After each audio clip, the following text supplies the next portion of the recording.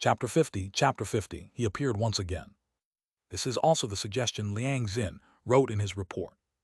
The so-called Special Relations Department actually handles the relationship with Shen Shi. Between collectives, interest relations are bound to be the most important. However, at this moment, they are facing an individual.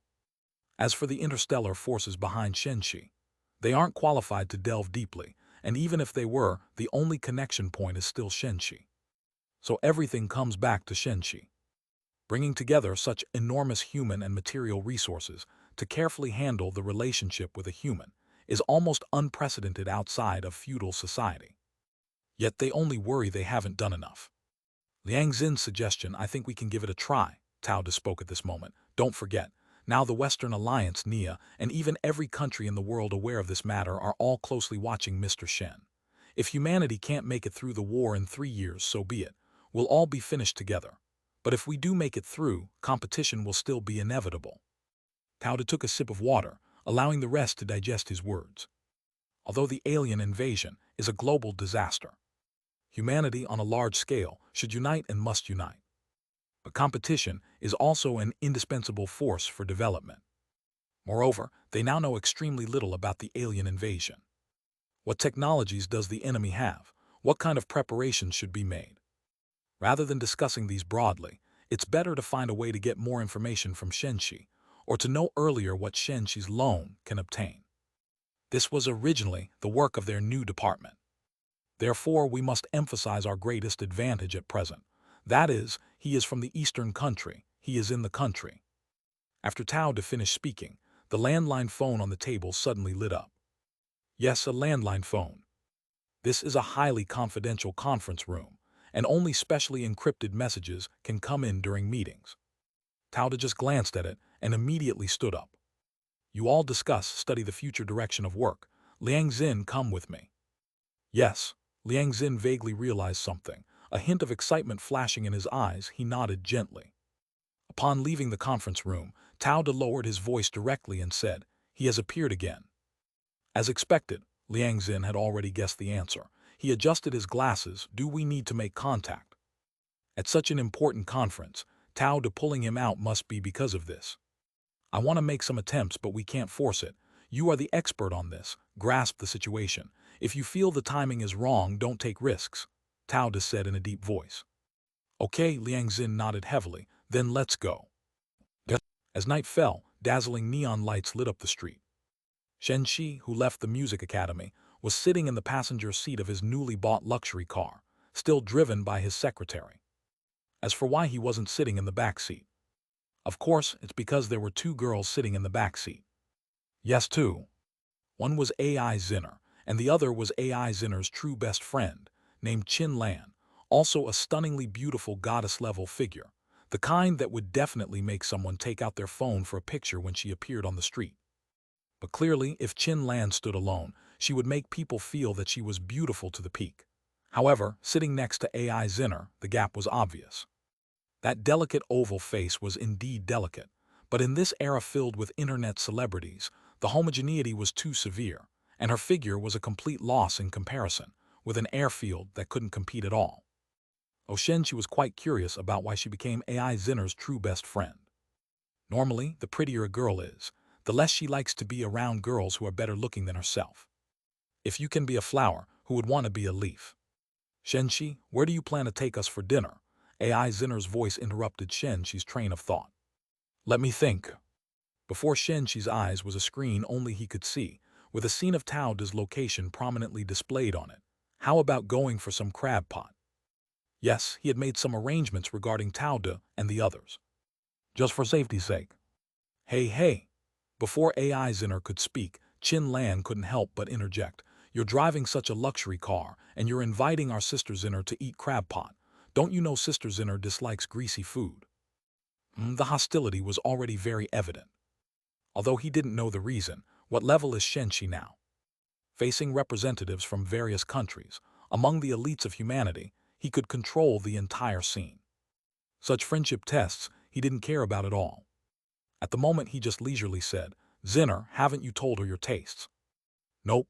AI Zinner also had a hint of helplessness, then explained to Qin Lan, It's not that I dislike it, I just can't have too much and I can't make you eat it either. Even the best skin needs careful maintenance. If I get a pimple on my face while singing, it would trouble you. Chin Lan, a junior in the music department, was already quite famous, often receiving concert invitations. But this future superstar was utterly baffled at the moment. She had known AI Zinner since the freshman year and spent all her available time together, yet she didn't even know what Sister Zinner liked to eat. The first time we had a meal together was crab pot, right? Shen Shi smiled. I really miss it. Yes. AI Zinner also recalled with a nostalgic expression. I was sweating all over and got a scolding from my mom after going back, but the taste was really good. Then let's go there. I know a pretty good crab pot restaurant, went there many times in college. Shen Shi paused and still explained.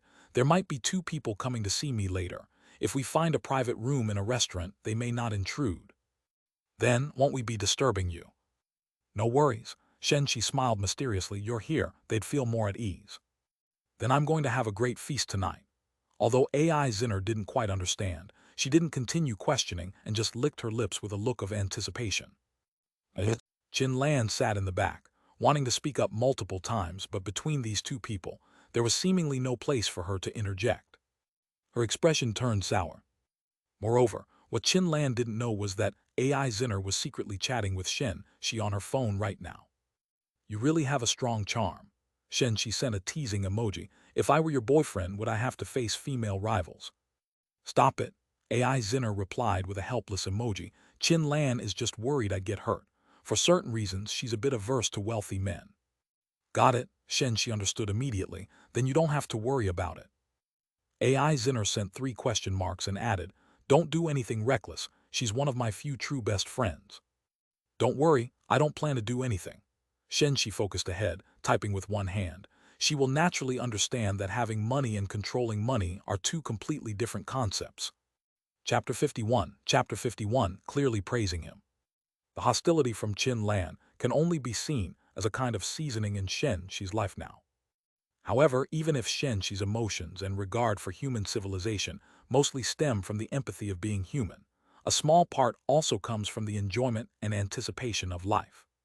From falling in love, forming a family, nurturing children, to climbing the career ladder, being in the spotlight, even becoming a big shot, forever remembered in human history. All these are what make up life.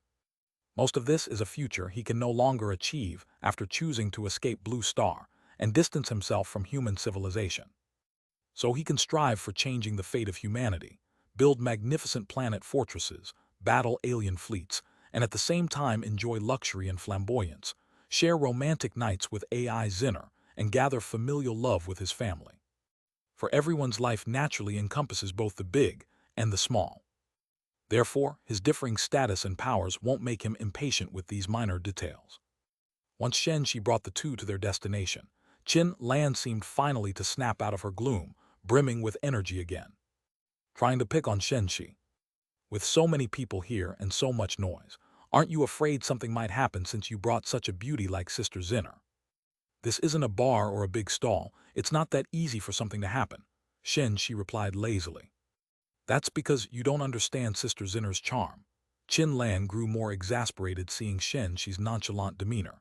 Even without makeup, she gets hit on all the time, and today she dressed up for a whole hour, don't you notice? Chin Lan, you're asking for it. Before Shen Shi could react, AI Zinner couldn't take it anymore. She pinched Chin Lan's waist, her face blushing red. An hour, meaning she started getting ready the moment Shen Shi called. The implication is quite evident. When Shen Shi realized this, looking at Chin Lan's aggrieved expression, he also wanted to laugh. Is this picking on him or giving him a hand? All right, rest assured, 30+ bodyguards are waiting around. At a command, all the thugs would be kneeling down singing "Conquer, let's go, let's go." He directly pulled AI Zinner inside. Seeing this, Chin Lan stomped her feet anxiously but followed them inside nevertheless. Upon entering, the meat crab pot restaurant in the Grand Mall, remarkably elegant in its decor, noticeably quieted down a lot. Countless eyes turned towards them, especially focusing on AI Zinner. As Chin Lan had said, AI Zinner was particularly stunning after her meticulous preparation. Even with light makeup and a simple monochrome long dress, she managed to astound everyone, drawing attention from stages to streets, she would undoubtedly be the center of attention, the indisputable C position. Qinlan scurried over, hugging AI Zinner's other arm, shooting a challenging look at Shen Shi. "See, I'm not wrong, am I?" Shen Shi merely smiled, unbuttoning 2 buttons on his shirt, adjusting his stance, then scanned the store. Immediately, many people promptly lowered their heads. Even Qinlan found herself stunned. For at this moment, Shen Shi exuded an intense sense of dominance. Underneath the unbuttoned shirt displayed perfectly was his firm chest, not excessively large from gym protein training, but powerful with a steely texture. One glance and you'd know, this person is not to be messed with. No one would doubt the violence beneath those muscles. Paired with his tall and straight build, sharp gaze, everyone meeting his eyes would almost instinctively avoid them, afraid of drawing his attention. When Qinlan came back to her senses, her first thought was, this is trouble. As expected when she looked at AI Zinner, her sister Zinner's gaze was firmly fixed on Shen Shi, glinting with unusual brilliance, her body involuntarily leaning closer, a mixture of awe and enchantment on her face. Unbelievable, this guy's ability is too high. Qinlan was on the verge of tears. You said men with money are big-time players. Sister Zinner told me this, so stay reserved. 3. Give us a larger spot. Shen Shi successfully intimidated a bunch of eager men, holding AI Zinner's hand, speaking to the server, and inadvertently showing his watch again, suppressing the few who seemed to have some resources, yet were still unwilling to give up. Good looks, strength, money, and obviously a close relationship with AI Zinner. Unless truly foolish, no one would seek trouble. However, Shen Shi was not fully satisfied. He wasn't merely showing off his newly evolved muscles and adjusting his posture like a practitioner. His final gaze utilized a newly learned primordial energy technique. Unfortunately, while effective, the impact was not significant. Otherwise, the place, say not pin drop silent, should at least have no one dare to look this way. Who knows when he would truly master this field, reaching a level like the Collector or even Gong Chu. Shen Shi, when did you train those muscles? I hadn't noticed before. Sitting down, AI Zinner eagerly asked, her face flushing pink, her eyes drilling right into Shen Shi's chest. She had always thought she didn't like muscular men, now realizing it was just certain men she disliked. For Shen Shi's understated yet powerful look, she particularly favored it. If only... can't think anymore, gotta stop. With immense willpower, AI Zinner moved her gaze away. Don't think only men can be lustful, women can too. Just casual exercise. Shen Shi didn't dwell on this topic, even though he noticed AI Zinner's accelerated hormone secretion. Having a physique gained through cheats, it's fine to flaunt a bit to outsiders. No need to boast in front of AI Zinner. But Qinlan, seeming to have caught a weak point, brightened her eyes, hastening to speak. You can't get that with just casual exercise, taking off your outerwear on a basketball court. No girl would resist chasing you. If I want to chase after girls, do I need to rely on my physique? Shen Shi gave her a calm glance. That's not necessarily true. Qinlan, thinking she caught a scumbag flaw in Shen Shi, smugly replied, some girls can't be pursued with money, but you're different. Drive your luxury car, show off your physique along with your looks and presence, a lap around campus, and the entire school would go wild, girls chasing you madly, countless would be heartbroken by you in the end. Shen Shi gave AI Zinner a glance for her to feel herself. AI Zinner covered her eyes, almost despairing over her friend. Are you picking on him? You're clearly complimenting him with all your might. Chapter 52, you must have confidence. Qinlan talked for a long time until her mouth was dry and even picked up the tea on the table to gulp down a big sip. Then she concluded, as you can see, you really attract too much attention from girls. After saying this, she looked eagerly at AI Zinner. Sister Zinner is so smart, she must understand what I mean, right? But why is Sister Zinner looking at me like that? Lindsay. AI Zinner reached out to touch Qinlan's hair and sighed, you should listen to me more in the future, I'll continue to help you. Without her gatekeeping, with this girl's intelligence, she might get swindled and not even know. Qinlan nodded dumbly, then looked at Shen Shi. Although she didn't know why, it seemed like the whole lot she said was in vain. But she wasn't wrong. The reason why it's said that men with too much money are unreliable is because there are too many temptations. How many men can resist that? This is what Sister Zinner told her. If it weren't for Sister Zinner, she nearly got played by a scumbag in her first year. Hey, young Master Shen. Qin Lan emphasized the word young and said, are you also a senior? Have you decided what you want to do after graduation? Since going after attracting attention didn't work, Qin Lan decided to take another angle. She knew AI Zinner liked men who were capable and career-minded. Men who have capability, ambition, and a vision of the world are the most charming. This was AI Zinner's own words. As you can see, she's never going to like some rich second generation who only knows how to spend money. As soon as she asked this, even AI Zinner couldn't help but look at Shen Shi. Last time at dinner, Shen Shi mentioned he was preparing to start a business, but she didn't ask more at the time. However, not asking didn't mean she wasn't interested. Start a company, I guess, Shen Shi replied with a smile. What kind of company? Qing Lan asked eagerly. A technology company, I suppose. This time, Shen Shi didn't avoid the topic. In fact, just a few minutes ago, Tao Du and Liang Xin had already entered the restaurant. But they didn't head over here. They sat at a distance of several tables away, out of sight and earshot, ordering food. This was Liang Xin's idea. He believed Shen Shi could notice them and undoubtedly knew why they were here, but they wouldn't disturb Shen Shi's meal or show themselves too much, which meant that when to make contact or even what to discuss after contact was entirely up to Shen Shi to decide. It was indeed a gesture unlikely to offend Shen Shi. A tech company? That's a broad direction, but it's not easy to run a tech company. Qin Lan was still trying to find faults with Shen Shi. It's not an era where having money and just poaching talents can get a tech company running. Most of the tech market has already established tight patent barriers. Oh, you even know about patent barriers? Shen Shi looked at her with interest. Of course. Qin Lan noticed that AI Zinner seemed quite interested in the topic, and she got more excited, putting on a serious face. Take short videos, for example. Everyone knows the most crucial technology in short videos is the algorithm, but the leading short video giants have already patented their core algorithms, making it immensely difficult for newcomers to research without circumventing their patents. This situation is prevalent across other tech fields, from software to hardware, and even our entire country sometimes gets stuck due to patents. She said all this just to express one point. Tech companies are hard to run. Unless it's in some small niche or a tiny company, having money doesn't mean much. But just settling for small companies or niches definitely won't impress Sister Zinner. Zinner. Shen Shi interlocked his fingers and placed them under his chin, striking a classic pose. Do you think the same way? Maybe tech companies are indeed challenging. I'm not that knowledgeable. AI Zinner gazed at him, smiling gently. But I know you. You're not someone who takes risks lightly, right? So I believe you surely have confidence. The last sentence was said decisively. Whether it was meant for Shen Shi or her true thoughts, her confidence and support for Shen Shi were indeed conveyed. Moreover, Shen Shi chuckled.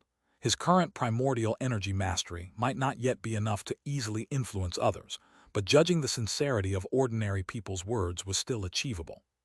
You're right, I am that cautious type, or you can call it timid. He chuckled softly, so yes, I do have confidence.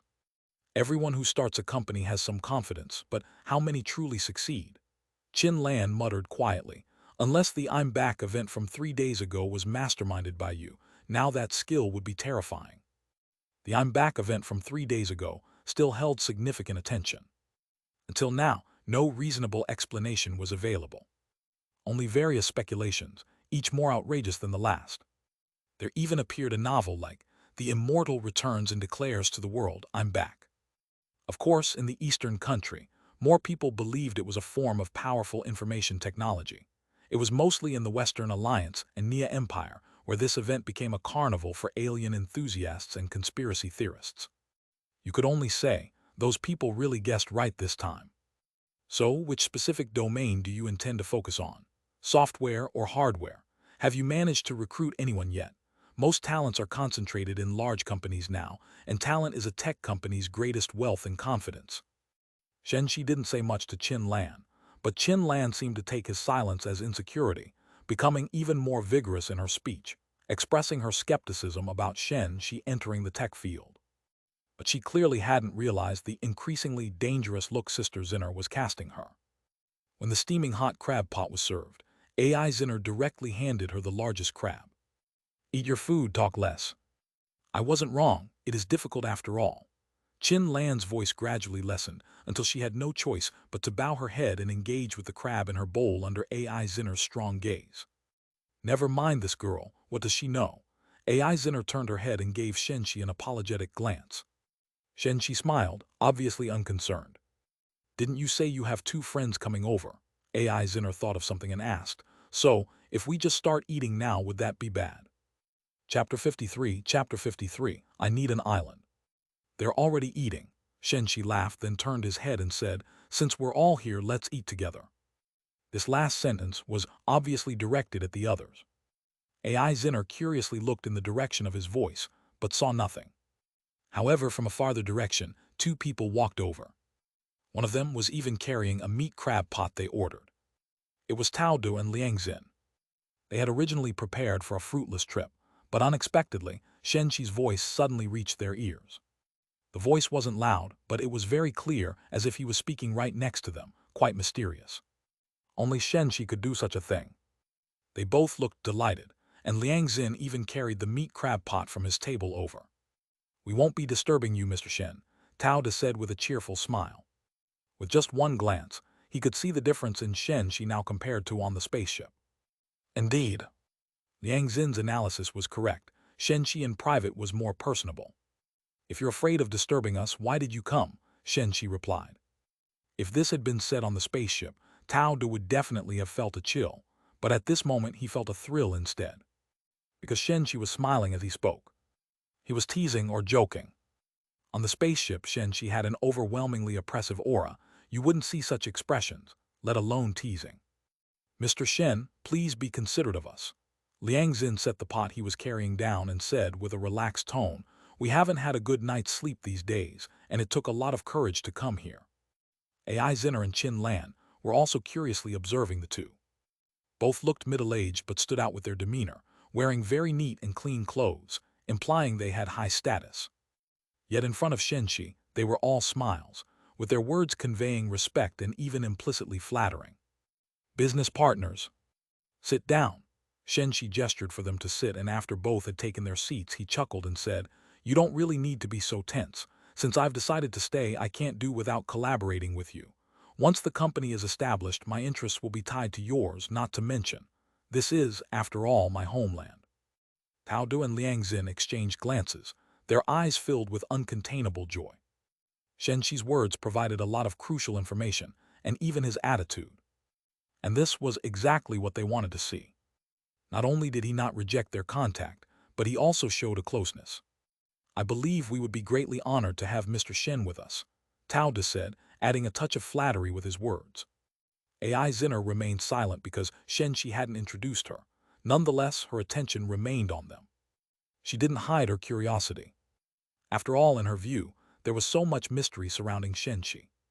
He was born into an ordinary family, yet suddenly possessed incredible wealth, even having subordinates, authority, and status, as if he had suddenly inherited an entire power structure. Then there was this current conversation.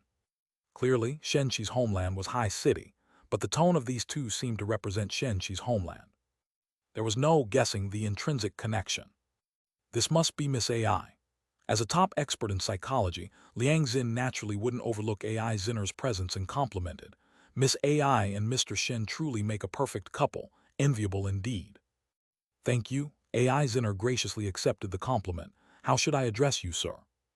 Miss AI can just call me Liang Xin.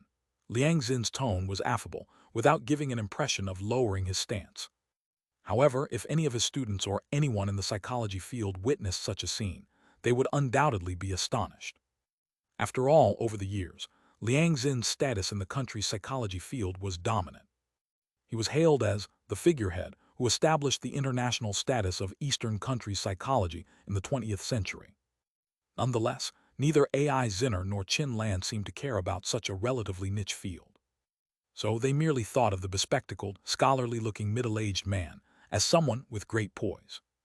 Then I'll call you Mr. Liang. AI Zinner looked at Shen Shi before smiling. Liang Xin nodded, acknowledging it and secretly admired it. In uncertain circumstances regarding his relationship with Shen Shi, she opted for a more distanced form of address. Although this was a subtle detail, it revealed the meticulous nature of the girl.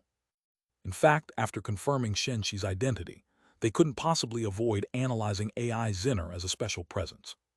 The conclusion was that the deeper her ties with Shen Shi, the better it was for them. After all, she was an Eastern country person, with excellent abilities and good nature. Having her around was undoubtedly a safer bet than having a crowd of beautiful women from various countries around Shen Shi in the future. No one would overestimate the integrity of some forces, as long as Shen Shi retained emotions like love. When the ties and understanding between the major forces and Shen Shi deepened, the beauty trap would likely be employed. After all, if it succeeded, it would be a major win. However, in these initial interactions, such topics were taboo. Therefore, Liang Xin and Tao De only greeted AI Zinner and stated their names. They didn't intend to interact further. It was only then that Shen Shi spoke again. Actually, even if you hadn't come looking for me, I would have sought you out soon. Shen Shi added a piece of crab meat into his mouth, his manner casual but his words still extremely clear. After all, you know the current situation, our time isn't abundant. That's exactly why we decided to find you, sir. Tao De's expression became a bit more serious. You mentioned you plan to establish a company. Is there anything we can do? He wisely refrained from directly asking about technology, equipment, data, or even the specific use of the loan Shen Shi mentioned, but instead asked if they could assist in any way. In reality, forming a company implies creating a force, and participating would be the best channel to deepen connections and even gain the aforementioned benefits. Shen Shi was straightforward, directly saying, I need an island to serve as the company's headquarters. Vdigoff. Qin Lan, who had been silently munching on the crab, suddenly spat out her food without image and choked violently. Chapter 54 established a significant advantage. No wonder she reacted that way. Normally, when people suddenly hear something like this, they would be dumbfounded, then laugh it off, thinking the person saying it must be joking. Want to establish a company headquarters on an island. Putting aside how bizarre the economic thinking would be to build a company on an island, can an ordinary person easily acquire an island? This is not just about money. Yes, there are indeed wealthy people abroad who buy islands, but what level of wealth are we talking about? Those who have reached such levels are already wealthy on a massive scale, counted among the top in the world. Buying an island wouldn't be for something as bizarre as starting a company, but simply for personal enjoyment. Especially when Shen Shi said this, his tone was so nonchalant. As if he wasn't talking about buying an entire island, but just a loaf of bread called island from the bakery downstairs. What a boast! Qin Lan's delicate face twisted uncontrollably. She even looked at AI Zinner the moment she came to her senses. Sis, this boast is way too much. You should see through it by now. However, although AI Zinner still appeared calm, on closer inspection, one could see her hands slightly clenched, her neck flushed gently, her arms trembling slightly, with a hint of a dazed expression in her eyes. She actually believed it. Not only believed it, but looked quite admiring. Sister Zinner. Qin Lan couldn't help but grab AI Zinner's arm, urgently and anxiously saying, You can't possibly believe this, right? How can you believe it? Are you poisoned? Why doesn't he claim he is Emperor Qin Shi Huang reincarnated instead?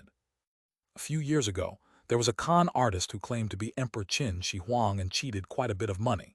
The implication in Qin Lan's words was clear. She simply didn't believe what Shen Shi said. Even Tao De and Liang Xin seemed like accomplices in a fraud to her. In fact, this is also how an average person would typically react. Even AI Zinner actually found it all exceedingly unbelievable. However, she had an inexplicable intuition that it might be true. Perhaps this was because, over time, Shen Shi had brought her so much amazement. From those luxury cars, those bodyguards and secretaries who clearly weren't just hired, to one astonishing change after another in Shen Shi, which made her feel that this man, whom she already had some fondness for, turned into a mysterious treasure, as if everything impossible could happen with him. Maybe she was indeed poisoned. From the day this man appeared before her with unmatched brilliance and a stunning stance, like a miracle, it was already incurable. The usual pride in her reason and intelligence completely melted away at this moment. She couldn't even clearly hear what Qin Lan was saying anymore. She just kept gazing at Shen Shi. To be honest, even Shen Shi hadn't expected that AI Zinner would believe so easily. He had been prepared to offer some explanations. So at this moment, facing AI Zinner's gaze, he was also a bit surprised, even with mixed feelings, but it soon turned into a smile on his face. What I said is all true. He looked at AI Zinner, still offering a brief explanation. If I can't get one in the Eastern country, then I'll go abroad, either buy or rent. I will have an island. I never said I didn't believe you. AI Zinner gave a reflexive smile, softly saying, because if you wanted to deceive me for money or looks, it wouldn't be this complicated. Sis, Chin Lan was almost on the verge of tears. Is this still her sister? The wise and elegant sister Zinner she deeply admired and looked up to. She was never this foolish, not even when almost got taken in during freshman year. This exclamation was likely what brought AI Zinner back to her senses. Realizing what she had said, she still feigned composure, but the faint blush on her ears revealed the shyness she struggled to hide. Tao Du and Liang Xin exchanged a glance, elevating AI Zinner's importance yet again. They were already certain that in Shen Shi's heart, this person from his first love indeed held a special status. This is certainly good news. Perhaps they would also need to enhance AI Zinner's security. But more importantly at this moment was what Shen Shi had just said. Rest assured, Mr. Shen, Tao Du immediately said, it's just an island, not a problem at all. There's no need to go abroad over such a minor issue. Originally, private island development was allowed, and particularly in times like this, they wouldn't foolishly give it up. That would be best. Shen Shi gave a slight smile, softly adding, the Eastern country is after all my homeland. This sentence, of course, filled Tao Du and Liang Xin with joy. Although Shen Shi had implicitly expressed this attitude before, such a direct statement almost affirmed for them that the Eastern country holds a unique standing in his heart. If we can eventually fend off the alien threat, then this statement almost ensures a significant advantage for the Eastern country in future internal competitions. Besides this, I need employees, elites, certain things must have a team to handle, everything must be arranged quickly, we need to make the best use of time. Shen Shi continued, also I won't refuse foreign elites, though I indeed lean towards you in my heart, given the current situation, we must avoid internal conflicts. Understood, Tao Du said in a deep voice. The alien fleet threat remains the top priority. If we cannot withstand this catastrophe, no matter how many benefits Shen Shi might have, it would all be pointless. Actually, Shen Shi's one word of lean was already the result they hoped for. Not to mention, Shen Shi was not only totally accepting, but actively inviting them to be deeply involved in the company's, or say, the force's construction. This was already an immense gain, far exceeding their expectations for this meeting. Then it's settled. After you're ready, bring people to find me, Shen Shi concluded. All right, we won't disturb your meal further, sir.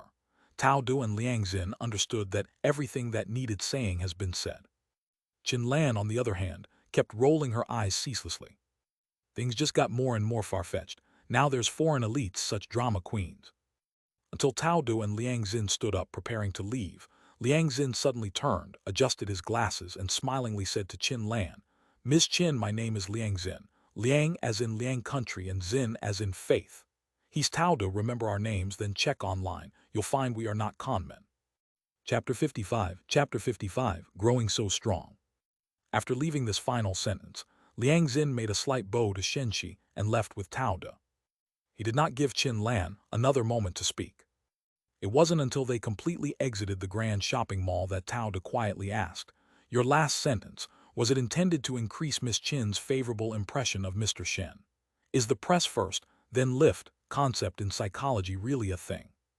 A young woman experiences various misunderstandings, then discovers everything is true. Such a 180-degree reversal can impact her emotions. After all, that's how TV dramas always portray it. However, Liang Xin just glanced at him casually and laughed. You're overthinking it. What do you mean? Tao Du seemed intrigued. The bustling environment wasn't ideal for discussing significant matters, but gossip-like topics were no problem. Do you feel as though Mr. Shen seemed particularly approachable tonight, especially kind, just like an ordinary blue star person? Liang Xin countered with a question first. Isn't that his personality in private? Tao Du also noticed something, squinting his eyes. Could it be? Even in private, his personality isn't so simple. Liang Xin shook his head, recalling everything he observed that night, and sighed. With my over 20 years of achievements in psychology, I can clearly tell you that even in private, Mr. Shen's emotions are as firm as iron. At least tonight, the only person who could provoke any emotional change in him was AI Zinner, and even that emotional change was exceedingly limited. His observations were always more meticulous than the average person's. From the subtlest of facial expressions to slight shifts in gaze, nothing escaped his notice. Yet tonight, he found Mr. Shen's expressions and emotions to be resolute to an extreme. Even while smiling, it was impossible to discern whether he was truly smiling or had other intentions. As for Qin Lan's doubts, they never once caused a ripple in Mr. Shen's demeanor. Only AI Zinner's trust elicited a slight response from Mr. Shen, and that reaction wasn't noticeable through his expressions and gaze, but through a subsequent explanation. All Liang Zin could say was this: anyone who can navigate the interstellar society alone and achieve the rank of a spaceship captain certainly relies on more than just luck. So your last words were in fact to help AI Zinner, preventing her from continuously being troubled by her friend. Tao mused. Just wait and see. Liang Zin, seemingly having thought of something amusing, chuckled. I think if anyone plans to use a honey trap, it might backfire. I suggest we better not entertain that idea. Tao nodded, appearing to have taken the advice. Their gains that night were already significant. In fact, they were far ahead of other nations, which was already more than enough. Liang Zin's expertise in psychology was unquestionable, but due to limitations in his understanding, he likely couldn't conceive that the interstellar society had developed an advanced and formidable discipline of consciousness, where even willpower could be enhanced. However, he was right about one thing. Shen Shi indeed didn't pay much attention to Qin Lan. If it were the past him, his resistance to allure would have only been that of an ordinary young man. In the presence of beauty, there'd be some wavering, and doubts might evoke some dissatisfaction and a desire to prove himself. But now, that was a thing of the past. Not only had he transformed comprehensively from heart, status, to will and perspective, but with AI Zinner present, he found it hard to have any particular interest in other women. The difference wasn't just in appearance and character, but more so in emotions. At least from his perspective at this moment, AI Zinner's eyes and heart were full of him. Beside them, Qin Lan bit her lip and pulled out her phone. I have to see, is he really someone important? She no longer concealed her feelings, seemingly convinced that Shen Shi was a scoundrel who deceived her sister Zinner with a bunch of lies, no, an utter fraud. She quickly typed in Liang Zin's name. With just a search, the first thing that appeared was an official page. Qin Lan's eyes widened abruptly. She almost thought she had forgotten how to read. Because after the name and that person's photo, there was a bold line of text. Eastern Countries Academy member, psychology expert. Academy member, he's an Academy member, and so young, in psychology no less. In that instant, Qin Lan nearly questioned her own existence. She even double-checked repeatedly to confirm if it was indeed an official website. Even though she knew nothing about the field of psychology, she understood what being such a young Academy member meant. Moreover, everything about Liang Zin's achievements was clearly outlined below. Milestone figure in 21st century Eastern countries psychology, pushing the nation's psychology onto the world stage. He's also a senior advisor in national law enforcement and a legendary figure in forensic psychology. The textbooks he authored have become required reading for psychology majors. Qin Lan found numerous speeches, reports, and lectures by him. The bespectacled, scholarly-looking middle-aged man in the pictures above was the person she had just seen. Qin Lan was utterly dumbfounded. She even felt a bit dazed. Right, there was another person. She trembled as she typed Tao into her phone. This time, there was nothing immediately found, until she saw that man's photo on another official website. Oh yes. She was completely falling apart. However, neither Shen Shi nor AI Zinner paid any attention to the now completely pale and trembling Qin Lan. AI Zinner, least of all, didn't care what Qin Lan was investigating. In fact, after hearing Liang Zin's words, she had already predicted the results of Qin Lan's search. But that didn't matter. No matter who those two people were, what mattered was that Shen Shi once again deeply struck her heart. Was it only because of his mystery and power? No, it wasn't just because of that. AI Zinner felt her heart racing, realizing that the true reason she was so captivated was due to the fact that this boy, for whom she had vague feelings, had grown into such strength. Are you full? Shen Shi asked. Yeah. AI Zinner's voice was as soft as a mosquito, her ears still red, looking completely different from her usual bold self. Then come sit closer. Shen Shi patted the spot beside him. I have something I want to tell you. AI Zinner seemed to have completely forgotten about the still pale Qin Lan as she moved closer to Shen Shi. Chapter 56, Those Years and Emotion. You probably have a lot of questions you want to ask me. Shen Shi leaned closer to her ear and whispered in a voice only the two of them could hear. Yes, AI Zinner nodded and then shook her head. You don't need to tell me now. Shen Shi was taken aback. AI Zinner seemed a little embarrassed but murmured softly. This feeling of occasional surprise isn't bad. Let me discover things little by little, okay? Shen Shi's gaze turned a bit peculiar. What kind of quirk is this?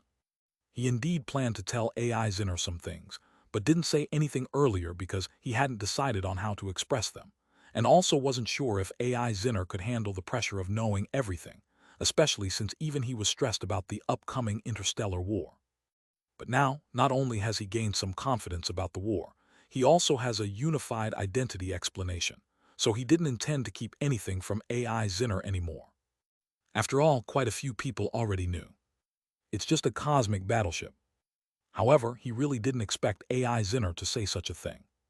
This feeling of occasional surprise. All right, if you insist.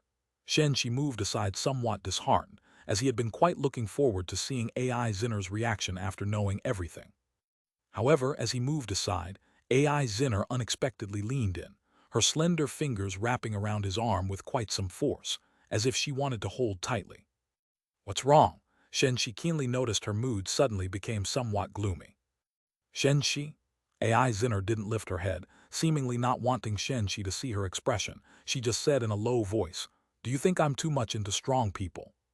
Why say this? Shen Shi raised an eyebrow. Didn't we talk about it last time? If you like rich people, there are plenty of guys for you to date. It's not about money.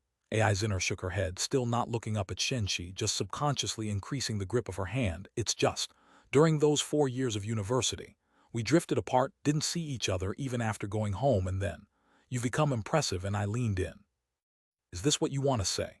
Shen Shi's eyebrows smoothed out. He lightly patted her hand with the other hand, chuckling softly.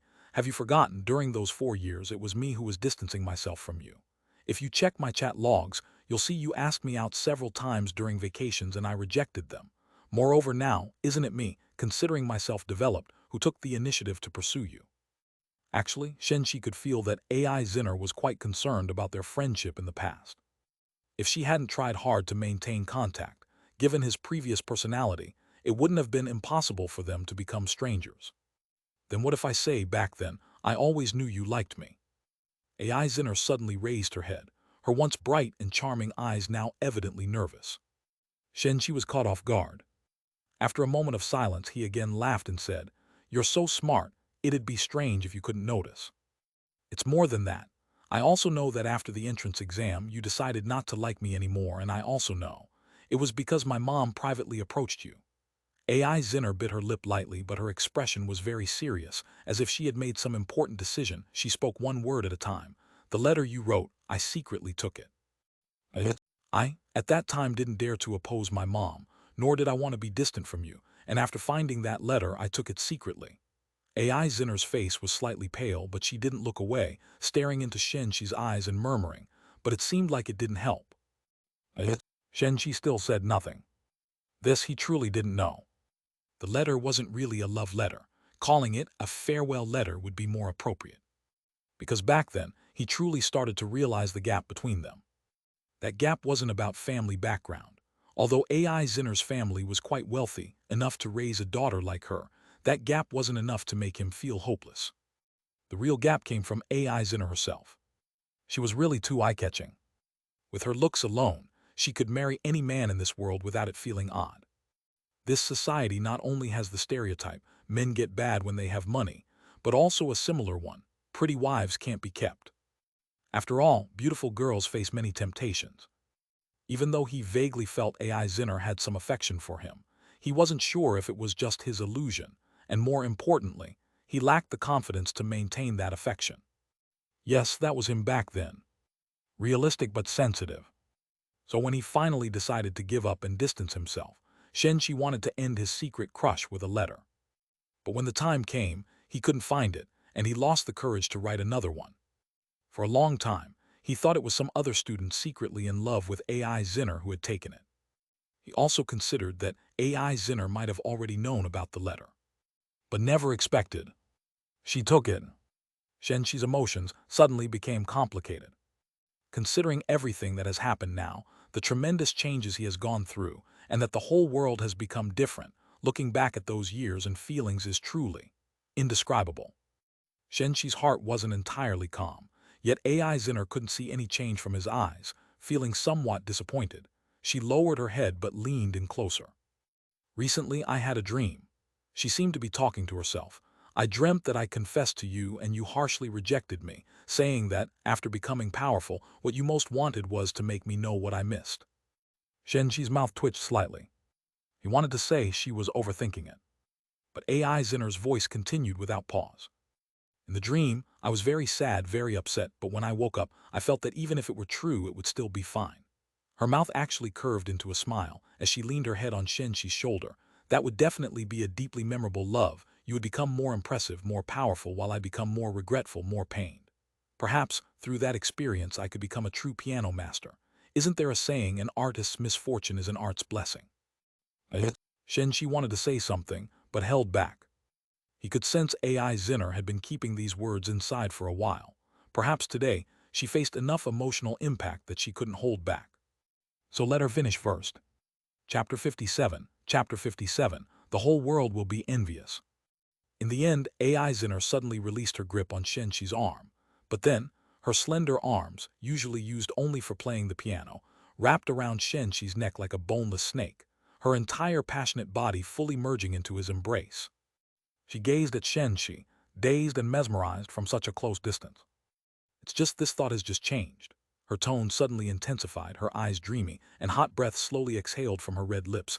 Think of me as having an admiration for strong personalities, or as being scheming, whichever. I've already wrapped myself around you. If you want to blame someone, blame yourself for stepping on a multicolored auspicious cloud and showing up before me when I hadn't forgotten you yet. Shen Shi, I like you. Maybe I've liked you for a long time already. Yes, Shen Shi didn't hear wrong. Right in this unremarkable restaurant, amidst the noisy clamor, AI Zinner confessed her love. No flowers, no applause. Only emotion in its most intense form. At this moment, Shen Shi felt that, in what might have become a very extended life, another moment worth remembering had been added. AI Zinner's confession was completely out of character from her usual image. Neither bold nor intellectual, but delicate, passionate, and moving. Even after the confession, she had no intention of relaxing, instead wrapping tighter. Will you reject me like you did in my dream? Her voice became extraordinarily delicate, seeming almost like she was talking to herself. But even if you reject me, I probably can't escape. Only a fool would say no. Shen Shi straightforwardly wrapped his arms around her waist and effortlessly pulled her whole body onto his lap, saying lightly, "You're mine from now on." AI Zinner only felt a tingling sensation rush from her heart to her spine, then to her neck before bursting into laughter, burying her head into his shoulder, trembling. Where did this domineering CEO come from? She laughed, playfully teasing, even seeming to shed tears of laughter. Isn't that exactly your type? Shen Shi glanced at her. If I'd known earlier that you liked this style, I'd have made my move in high school. Boast, you wouldn't have had the guts back then. AI Zinner flirtatiously leaned closer to his ear, breathing softly. Just by being a little close, you could blush for days. Why don't you check the mirror to see who's blushing? Shen Shi remained unmoved, his hand gently shifting. AI Zinner exclaimed, her face turning red as she admitted defeat. I admit it, you're the tougher one now. No need for your acknowledgement, it's obvious. Stop, Qin Lan is still watching. You still know I'm watching. Qin Lan couldn't hold back any longer after hearing her name, and stood up with a face full of distress. I'm going to the restroom. She really didn't understand why it turned out like this. She clearly planned to make Sister Zinner completely wake up. But Sister Zinner confessed right in front of her, and snuggled and flirted in front of her. She couldn't do anything. The shock from the information she found online about those two hadn't even faded, and the man in front of her might really be someone who could open a company on an island. Well, that was okay. The key was Sister Zinner's lack of resolve. Thinking of Sister Zinner's eagerness to embrace and passionate like fire before her, Qin Lan couldn't help but feel sad. realizing she was no longer the closest person to Sister Zinner. Shen Shi and AI Zinner naturally didn't know about the scene in Qin Lan's heart, but when they saw Qin Lan leave in a daze, they looked at each other and couldn't help but laugh out loud. Including Shen Shi. Controlling emotions didn't mean having no feelings. In this atmosphere, he naturally wouldn't put on an indifferent face. "Where did you find such a silly friend?" Shen Shi laughed. "Girls like her are rare these days. She's just straightforward by nature." AI Zinner protested slightly, pushing Shen Shi lightly, but couldn't help but laugh herself. She gently freed herself from Shen Shi's embrace, sat beside him, and adjusted her clothes, which weren't messy, then intimately wrapped around Shen Shi's arm. Maybe in Qin Lan's eyes, it's me who's silly. Her eyes were always reflecting Shen Shi's face. "No one would say you're silly. On the contrary, everyone in the world would envy you." Shen Shi shook his head, then gently wiped the table, magically producing a delicately wrapped red box. "What's this?" AI Zinner's attention was instantly captured. "A gift," Shen Shi said. "It's not a ring, is it?" AI Zinner turned her head, trying to figure something out from Shen Shi's expression. "Why don't you open it and see?" Shen Shi's expression at this moment was completely unreadable. "If it's a ring, you won't have the chance to regret it." AI Zinner glanced at him, snorted lightly. "I wouldn't mind resolving a confession, getting a certificate, and getting pregnant in one day." Shen Shi naturally heard the teasing, but still looked at her speechlessly. It's often said girls often become funny drivers after falling in love. But this is only after confessing. It can only be said AI Zinner is indeed different from other girls. However, despite her seductive words, she visibly tensed when picking up the small box. Until she opened it. The dazzling colors reflected into her eyes. It wasn't a ring, but a necklace unlike typical gemstone necklaces, with a drop of extraordinarily beautiful red liquid encased in unknown crystals at its center, like flowing crystalline essence, exceptionally stunning. AI Zinner instantly fell in love with it. "What is this?" she asked. "A gift," Shen Shi said. "I'm asking what kind of gemstone this is." She shot Shen Shi a sideways glance, her eyes extraordinarily charming. "You don't need to worry about that." Shen Shi reached for the necklace, its chain as crystalline as ice, parted AI Zinner's smooth hair and placed it around her neck himself. The chain wasn't short, disappearing into her dress but still adding a touch of captivating color, making AI Zinner even more beautiful. "Consider this my token of our love. Never take it off no matter what." Shen Shi pinched AI Zinner's smooth cheek, feigning coolness. "Understood." AI Zinner responded softly, but soon couldn't hold back her laughter, thinking Shen Shi's act was amusing. She clearly didn't know. This necklace was a sort of automated protective device, worth an entire murder mystery game. Showing its technical value, even in future human civilization, it could be considered a pretty good personal protection tool. Chapter 58, beginning to change this world. This device not only can automatically produce a protective force field, but it can also take the user flying away to escape. It even has some offensive capabilities, so basically, there's not much to worry about on Blue Star. Shen Shi prepared similar devices for his mother and brother, and even for AI Zinner's parents. He ordered the simulated transforming material to be brought back and secretly attached to them, ensuring their safety. Of course, this is just a backup plan. As far as Shen Shi knows, Taudu has actually arranged tight covert protection around his family. Once his future island is established and his family is settled, he won't have to worry anymore. Even if it comes to the worst, if humanity ultimately loses. With the WOG's engine and defense advantages, he can still take them and leave in time. Without these worries behind him, he can be bolder with what he's going to do next. "Oh no," AI Zinner suddenly exclaimed. "What's wrong?" Shen Shi asked. I AI Zinner hesitated for a long time before dejectedly saying, "I didn't prepare a gift. I didn't even think I'd confess tonight." "If you don't have one, it's fine." Shen Shi thought it was something else and replied indifferently. "No, that won't do." AI Zinner shook her head, pursing her lips. "I already owe you a gift promised last time. It's been nearly half a month and I haven't prepared it." It's not that she hasn't prepared, she just isn't satisfied with what she prepared. Shen Shi emphasized that it should be heartfelt. She wanted to knit a scarf and gloves, but it's summer now. She thought of buying some gifts but felt it wasn't heartfelt enough. She wanted to cook a good meal, but she didn't have the skill. Finally, she considered writing a piano piece expressing her feelings, but she grew increasingly dissatisfied the more she composed. Meanwhile, she received Shen Shi's token of affection, putting herself in a bind. After all, she knew well that neither party in a relationship should only take without giving. After racking her brains for a long time without any solution, she timidly suggested, "Tonight, perhaps." Before she could finish the short sentence, her neck was flushed with embarrassment, and she couldn't say another word. Shen Shi found it amusing. AI Zinner was quite the pretender. She appeared bold and open when joking, but shrank back when serious.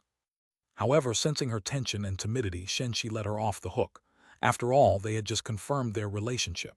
He teased, "What kind of nice idea is that?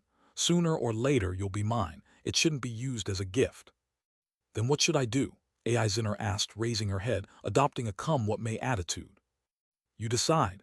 Shen Shi refused to catch this ball, kicking it back, laughing, "No rush.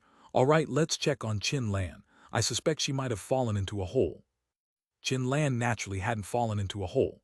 She was just upset and unwilling to return to witness their romance. Yet upon hearing that AI Zinner would still return with her tonight, she immediately brightened up with joy. Her admiration for AI Zinner was apparent on her face. The time was already late, and with strong self-control, even having just confirmed their relationship at the peak of passion, Shen Shi didn't continue strolling with AI Zinner. Instead, he escorted them back to the rental apartment door. Indeed, since moving out of the school dormitory, AI Zinner had been sharing a rental with Qin Lan. They both valued safety highly and chose a place considered upscale. Moreover, Shen Shi had already arranged numerous simulated transforming material disguised as little cats, dogs, birds, and sparrows to guard around, along with the necklace given out tonight, eradicating any worries about Miss I's safety. Sitting alone in the car, breathing slowly, Shen Shi's emotions had entirely settled. The real purpose of tonight was just to meet again with Tao Du and the others, AI Zinner's confession being an unexpected delight. However, upon confirming the relationship and becoming a true boyfriend, Shen Shi also felt a certain responsibility. AI Zinner's dream was to become a legendary piano master like Chopin or Beethoven, letting her name and music be passed down for generations. After all, beauty fades and gray hair grows too soon. She had once candidly told Shen Shi that only when people praised her talent more than her beauty would she truly be an everlasting blossom with an unfading aura. But such a dream, without human civilization, would mean nothing. Indeed, not rushing to escape is the right choice, Shen Shi thought with increasing determination. On Blue Star is where the life we want is. Escaping Blue Star would mean losing all of these. Head back and prepare. By tomorrow, he'll begin changing the world. Presently, Shen Shi almost didn't need to sleep. Even with mental exhaustion, merely closing his eyes for a brief 10 seconds left him invigorated as if he had slept all night. This is the power of the evolution device. Countless particles, undetectable even by electron microscopes, could, to some extent, enable his flesh and blood to achieve feats only mechanical constructs could do. Thus he had nearly twice the time as other humans. Efficiency incomparable. Shen Shi was exploiting this tremendous advantage, filling himself with everything he needed, be it knowledge or thought. Perhaps in no time, even without shortcuts, he would become the most outstanding among all of humanity. Meanwhile, Tao Du and others remained sleepless, not only needing to report upward, but also constantly discussing, choosing, striving to decide the elites Shen Shi needed in the shortest time. After making decisions, they needed to rush overnight for highly confidential communications, then escort them to High City. No telling how many resources were expended just to speed things up.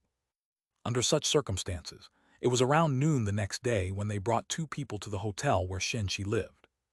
Guided by the hotel's private butler, they arrived at the luxury presidential suite, where Shen Shi sat at the dining table, surrounded by a feast and additional tableware, obviously knowing their arrival. "You came," he casually greeted the four. "Sit, join me for a meal." "Thank you, Mr. Shen, for the hospitality." Tao Du and Liang Xin walked over with smiles. The other two, also not restrained, followed and sat down. It was a man and a woman. The man looked under 40, dressed in a suit, his posture straight, exuding a stable aura. Chapter 59, Shen Shi's interstellar socialization. The woman looked about 27 or 28 years old. Her appearance naturally couldn't compare with AI Zinner, nor with Qin Lan, but she could still be considered a beauty, with a mature yet shrewd and capable aura that AI Zinner could not possess at her current age.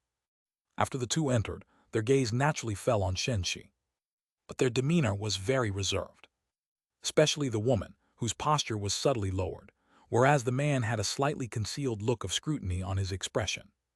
Just with one glance, Shen Shi had some understanding in his mind. It seemed that the two did not know the entire situation. "Let me introduce to Mr. Shen." Tao De, seeing everyone had taken their seats, smiled and extended his hand in introduction. "This is Mr. Wen Hezhai, a management talent we recommend to Mr. Shen, and this is Ms. Song Yao, a recommended assistant talent." This introduction was very straightforward, without any unnecessary words. This caused a slight change in the expression of the two. Yet it was evident they were extremely intelligent people and did not show much, all slightly indicating with smiles. "Your arrangements are larger than I expected." Shen Shi first looked at Wen Hezhai with a hint of a smile on his face.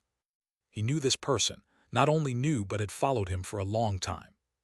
Yes, as an ambitious undergraduate, Wen Hezhai was a model for student entrepreneurship, even an idol for Shen Shi in this respect. At 17, just after finishing college entrance exams, he stepped into the business world, and during university, his wealth was already over 100 million, now merely 37 years old. He owns a group company with assets near 10 billion, becoming the founder and current chairman of Wen Group. This is before the group went public. Once publicly listed, his wealth would be at least tens of billions. He achieved all this from scratch in just 10 short years. However, only now did Shen Shi find out that this nationally renowned pioneer in entrepreneurship came from a family where his grandfather, father, and uncle had all served in the military. This should be the main reason for bringing him here. The capability is certainly there, and absolutely strong, but more importantly, trustworthy. Indeed, finding someone Shen Shi trusts, and Tao De trusts who is also capable, is no easy task. Moreover, bringing a billionaire here adds special importance. Wen Hezhai is the best elite we could think of recommending to Mr. Shen on short notice. Tao De explained beside Shen Shi's glance at Wen Hezhai. "We hope Mr. Shen understands this choice must certainly be careful, repeated carefulness. Ability, character, background, each aspect is indispensable." "Looks like you haven't told them yet," Shen Shi asked. "Not yet. After all, we're still unclear on Mr. Shen's intentions." Tao De nodded. "If Mr. Shen is not satisfied, we can change." "There's nothing to be dissatisfied with," Shen Shi said flatly. "Moreover, you don't need to be so guarded. Sooner or later it will be known by everyone. Regarding this point, we actually hope Mr. Shen can give us some more time." Tao De for the first time made a slight suggestion. "Don't reveal everything at once, but gradually disclose, establish a confidentiality system, leaving some overly impactful information till the end, also giving the world some preparation time." This tone, rather than a suggestion, was more like a plea. After all, if Shen Shi didn't agree, there wasn't much they could do. Yet the information contained within made both Wen Hezhai and Song Yao shocked. To be honest, the two of them were quite startled last night.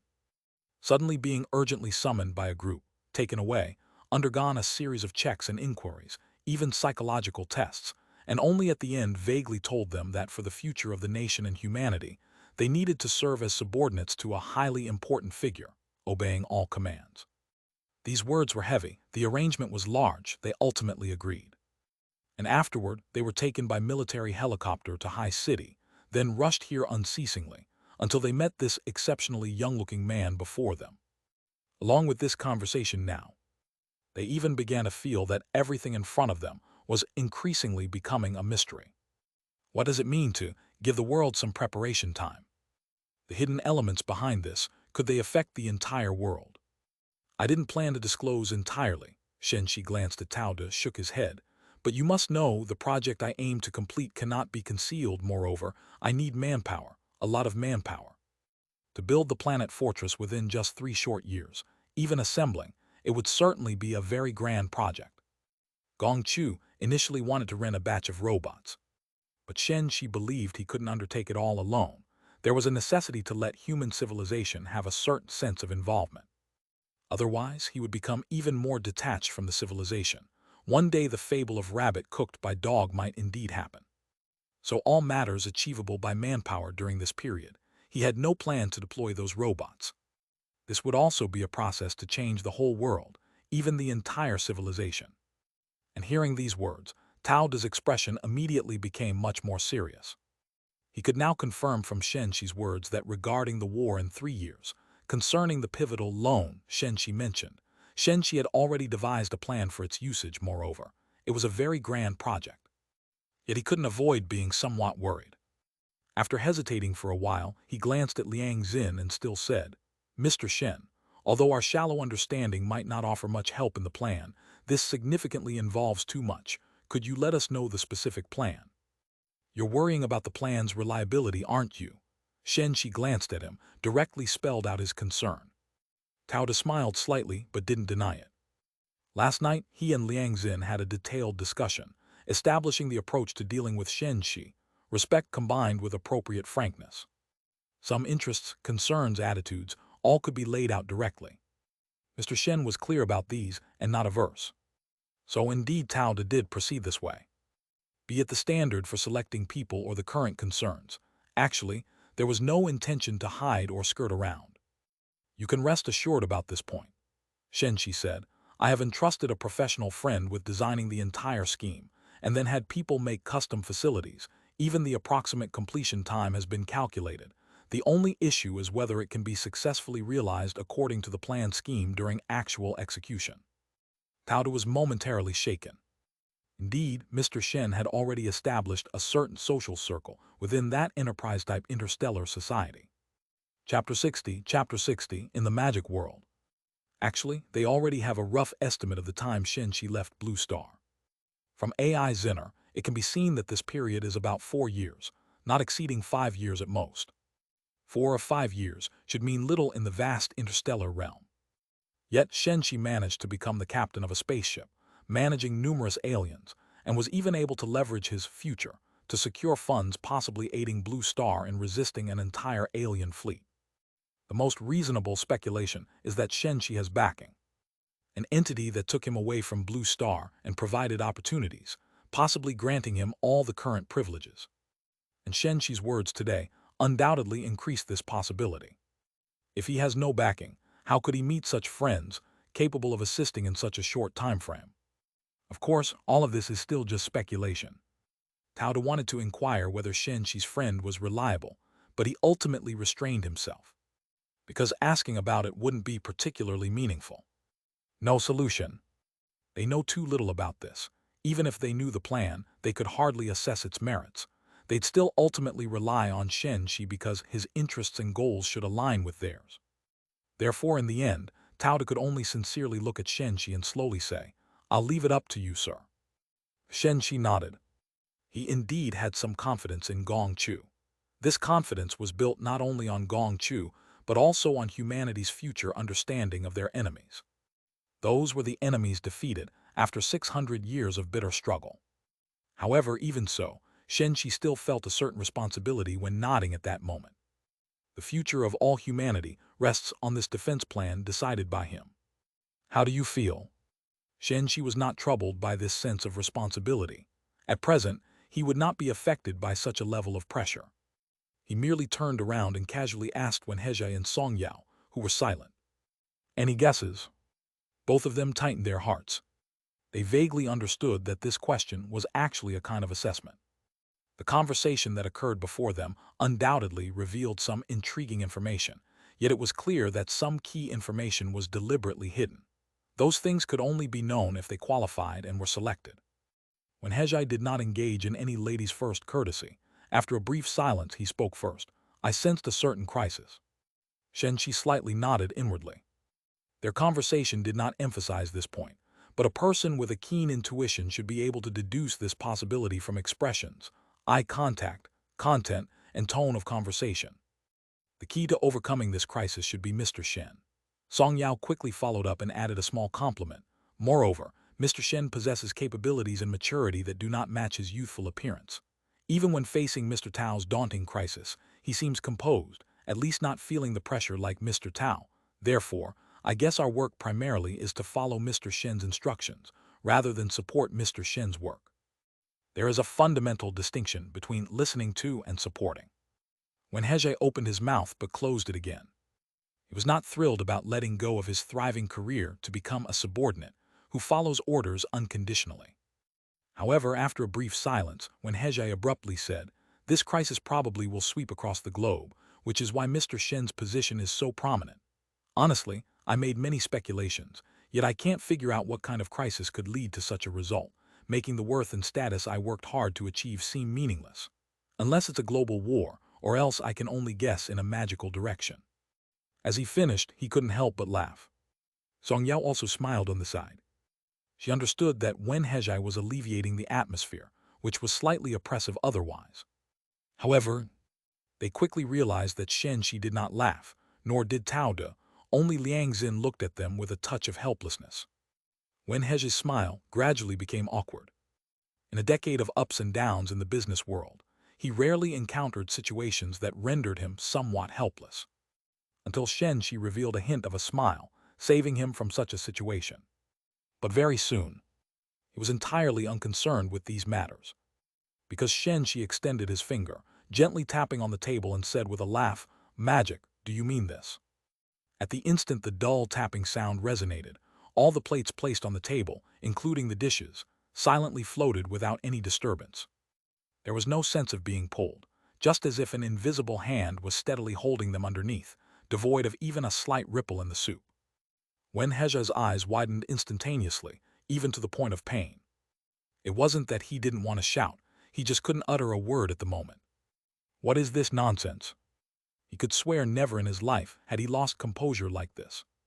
And Song Yao wasn't much better off. Her mouth was shaped in an O, with all her elegance and maturity vanished, as she instinctively waved her hands below and above the floating plates. Magic props. How could that be? What kind of occasion is this?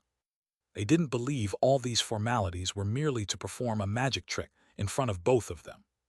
"Mr. Shen, is this?" When Hejai slightly regained composure, staring at Shen Shi, who had a faint smile, his gaze completely changed. If this wasn't an earth-shattering deception, then it was the remodeling of the entire world. People always try to understand everything, but there will always be some things that are hard to understand. Shen Shi lightly waved his finger this time. Not only did the plates rise, but also the soup within them, which followed the direction of his hand's movement, flowing slowly through the air around them. Even the inviting aroma of the soup could be smelled. This scene couldn't even be described as magic. Mr. Tao and Liang Xin, who knew part of the truth, were somewhat better, merely marveling at this mysterious and unknown method, simultaneously realizing the tip of the iceberg of interstellar technology once more.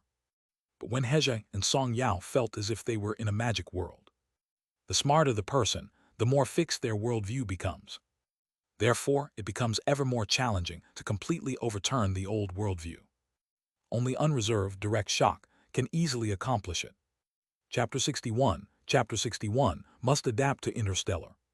And Shen Shi, as if giving them time to accept all this to change their worldview, said nothing more. Just continued to enjoy the food. Even food flew directly in front of him. Delicacies like hairy crabs disassembled automatically in midair. Each piece of crab meat completely peeled off, remarkably meticulous, leaving people in awe. No magic performance could match this visual impact. In fact, this was just a simple auxiliary function of the evolution device within Shen Shi's body. The force field formed was very similar to the legendary telekinesis. Not only could it form a powerful field protection, but could also perform various delicate operations. But who could say this wasn't a real superpower? When Hejai and Song Yao were ultimately not ordinary people, under the impact of this real scene before their eyes, no matter how unbelievable, they had to accept all this, accept this brand new world. So they gradually recovered. However, the way they looked at Shen Shi completely changed. From the initial confusion and doubt when they entered, to now admiration and a faint fervor. Especially when Hejai. Having money in this society is already a form of strength, but how can this strength compare to the power of the supernatural? Can it provide a healthy body? Can it grant a long lifespan? Can it give the resilience from having immense power within oneself? At this moment, all of this seemed possible for Shen Shi. At such a time, let alone becoming Shen Shi's subordinate, even if Wen Hejai were to offer up his entire fortune, he wouldn't hesitate for too long. Because in comparison to such power, the power of money is hardly worth mentioning. Sir, when Heje's words were on the tip of his tongue, then suddenly an idea struck him and he slowly asked, "From where have you returned?" This sentence seemed abrupt, but Song Yao even covered her mouth at once, with surprise and then a sudden realization. Shen Shi also chuckled lightly. "Guessed it," he said. Two things beyond understanding and imagination occurring simultaneously in a short period, the greater possibility is that there is a connection between these two things. When Hejai spoke with a look of certainty, glancing at Tao De and Liang Xin, moreover, their attitudes also explain many things. The "I'm back" event that happened a few days ago has not yet been officially explained, which makes it obviously unlikely that the authorities were unaware of it. Just based on this, when Hejai could make a bold guess, Shen Shi was the person who returned in the "I'm back" event. Now this guess has been confirmed. Even based on this, when Hejai could already infer many things further, such as the crisis mentioned earlier must also be related to Shen Shi. It just depends on where Shen Shi has returned from. When Hejai stared at Shen Shi with bright eyes, Shen Shi smiled faintly and said, "The cosmos." "The cosmos, it's actually the cosmos." When Hejai's face turned red in an instant. This means that outside of Blue Star, in that endless cosmos, it is no longer desolate and vast, but there is another world far exceeding the world of Blue Star. Wait. When Hejai seemed to realize, his face went from red to gradually white. "That crisis," he said with some difficulty. "The crisis also comes from the cosmos." Shen Shi raised 3 fingers. 3 years, at most 3 years, the invaders will arrive at Blue Star. Bang! Both Wen Hejai and Song Yao's hearts shook heavily. It really is so. Both their faces turned pale. They had seen so many movies, but never thought such a thing could happen in their own lifetime. And in just a mere 3 years, this is too short.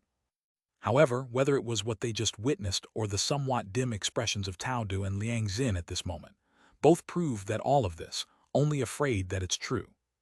The peace of the whole world only has a short 3 years left. You don't have much time to doubt, to hold on to luck. But this time, Shen Shi did not give them enough time to accept all this, just calmly said, "Either stay and contribute to the slim chance of survival for humanity, or go back and enjoy your last 3 years of peace." "I will stay." Surprisingly, it was Song Yao who was the first to respond.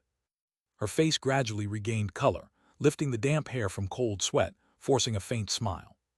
Not knowing all this, one could have a peaceful 3 years, but after knowing, even going back, there won't be peace. "Good." Shen Shi wasted no words.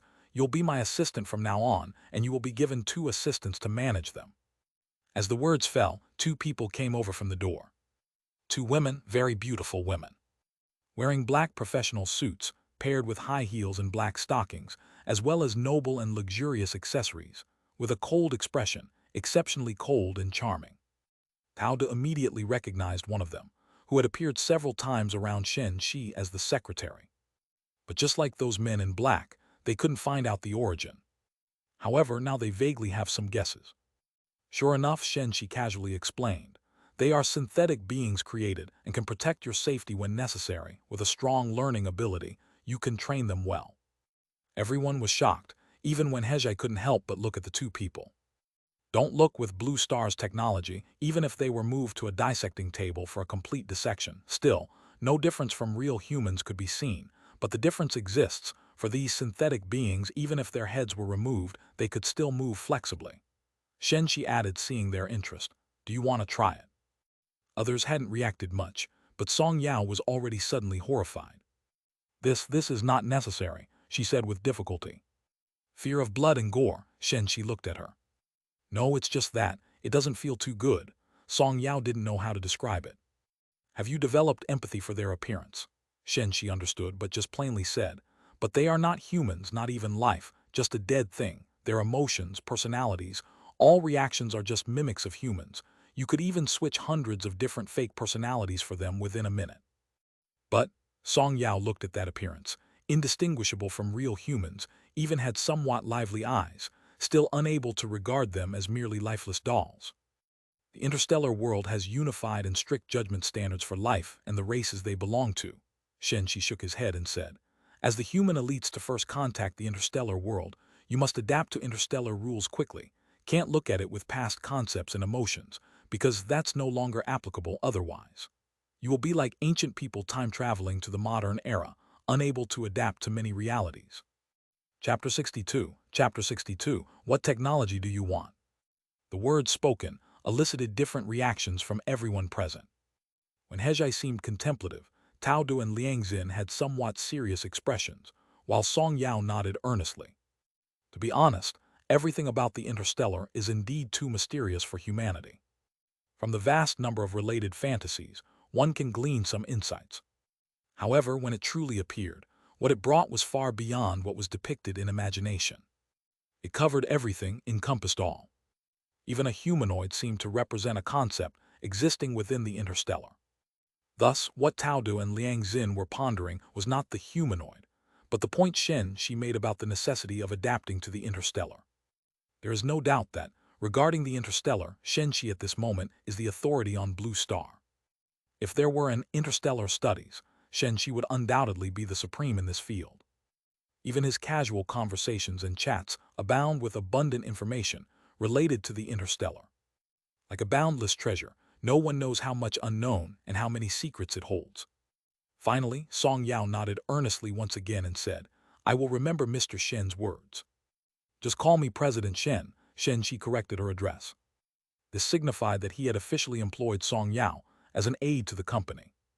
Tao De seemed satisfied, then looked towards Wen Hejai. Without any hesitation, Wen Hejai promptly said, "President Shen, I'll join as well."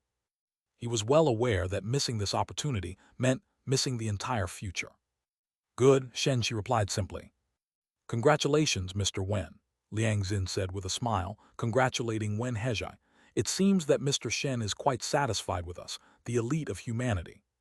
He was aware that Shen Shi still commanded a group of aliens. "I'm also human," Shen Shi shook his head. "Overall, we lag behind, but the elites selected from 7 billion people aren't lacking in potential either. Tao De, have you decided on the island I wanted?" Shen Shi directly shifted past the topic of selection and looked at Tao De. Clearly, the initial contact was over, and next would be the official collaboration. In this regard, the Eastern country was undoubtedly ahead of foreign countries by a large margin. "We've already discussed it. We've listed a few options, all of which can be leased to you for 50 years at the price of 1 yuan, Tao De, having anticipated that today would not just be about introducing employees to Shen Shi, took out a tablet from his bag and opened it, showing images of several islands. All satisfied Shen Shi's requirements and were relatively close to High City. As for the seemingly exaggerated condition of 1 yuan for 50 years, there was nothing peculiar about it. Just keeping Shen Shi here would be worthwhile, even if given for free. Shen Shi glanced over and casually pointed at one. "This one then," he said. Tao De glanced at it. It was a small island named Jiking Island, not particularly large or geographically significant among his list of options. It seemed to be chosen at random, hence he didn't mind much. "Would you like to change the name?" he asked. Islands like these were mostly nameless in the past, and the current names are often randomly chosen. Changing the name or adding a subtitle isn't an issue. "Then call it Star Sea Island," Shen Shi said offhandedly. The reason he wanted an island was merely to establish a ground-based center convenient for material transportation with the rest of the world. As for the company's headquarters, even placing it in outer space wouldn't be a problem. "And the company registration also leave it to you," Shen Shi continued. "Do you mean register in the Eastern country?" Tao De's eyes lit up. "I'm from the Eastern country. Is there any problem with registering in the Eastern country?" Shen Shi gave him a glance.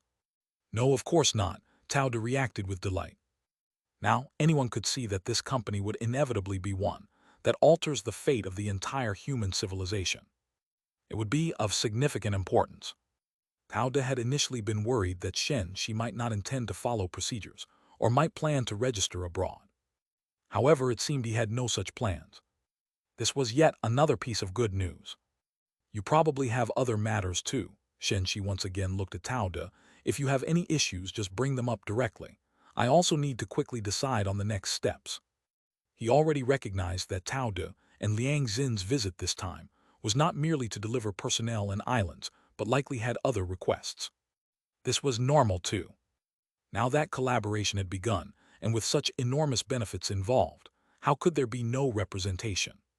Shen Shi didn't mind these matters. He originally intended to promote the development of human civilization. Instead of concealing, it would be better to lay everything out clearly and directly state what was needed. To be honest with Mr. Shen, Tao Du and Liang Xin exchanged a glance, then looked at Shen Shi with anticipation. Although we know our technical prowess is terribly inferior compared to those alien civilizations, not to mention the enterprise-type interstellar society you belong to, the more backward one is, the more he must develop. If we can't withstand the battle 3 years hence, naturally all is lost, but if we can't continue to lag forever. The meaning embedded in these words was already very clear. They were asking for technology and support. When Hezhai and Song Yao both remained silent, sitting quietly, but the look in their eyes towards Shen Shi also held a degree of expectation. Initially, they had thought Shen Shi might have returned from a magic world. But since he came from the vast universe, what was the most enticing? Naturally, it was technology. Humanity's genuine rapid technological development occurred over just 200 years, yet it had already resulted in earth-shattering changes, with the impacts penetrating into every individual, making it a benefit truly available to everyone. Even if not for oneself, one should think of their family. Especially when Hezhai, who was already married and had 2 lovely children. Of course, he hoped for his children to live in an increasingly better, more advanced world. But faced with this request, Shen Shi remained silent. This silence spread among the people present, causing them also to fall into some silence. Until Tao Du couldn't help but ask, "Do you think, sir, that preparing for the war in 3 years is what matters most right now?" Indeed, if one had to say, if humanity were to be defeated, no matter how advanced the knowledge, it would be meaningless.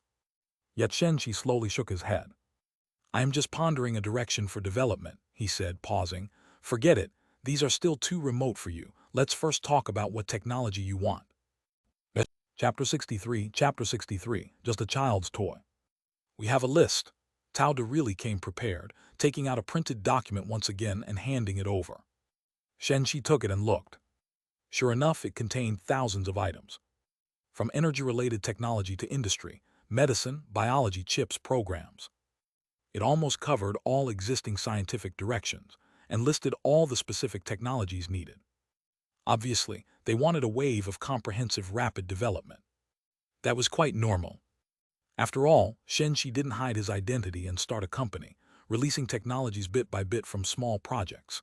He directly showcased his interstellar identity, along with one setup after another to indicate that interstellar technology far surpassed blue stars. "Mr. Shen," Tao Du closely watched Shen Shi's expression, seeing no reaction upon viewing the list, continued to say, "We don't want all the technology on this list. We understand high-tech products and specific technologies are completely different concepts. Some profound and advanced technologies are surely extremely valuable even in interstellar space. Even if given to us, we might not be able to absorb them. So the main purpose of this list is to let you roughly know the technological level we've reached in various aspects and see if you could offer some help." Tao Du spoke slowly, trying to make his tone and logic clearer. His intent and attitude were quite apparent. "We don't expect a leap overnight, but plan to advance our technology tree step by step under your propulsion and see which technologies you could provide access to." Shen Shi didn't reply. Instead, he flipped through the pages. Though his speed wasn't slow, he paused at each page. This made Tao Du feel a bit anxious. Yesterday, while gathering information for this list, he also gained deeper insights into technological development. This is impossible to achieve overnight.